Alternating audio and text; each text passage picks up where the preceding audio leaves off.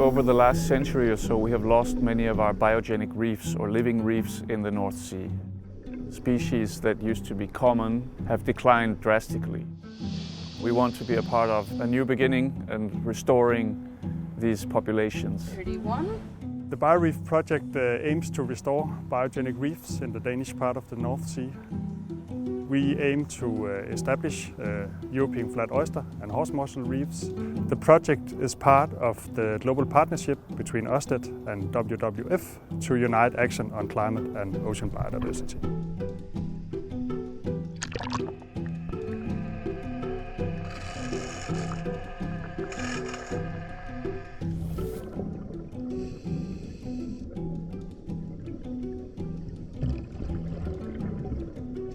It's really important because these biogenic reefs are a very crucial part of our marine ecosystems.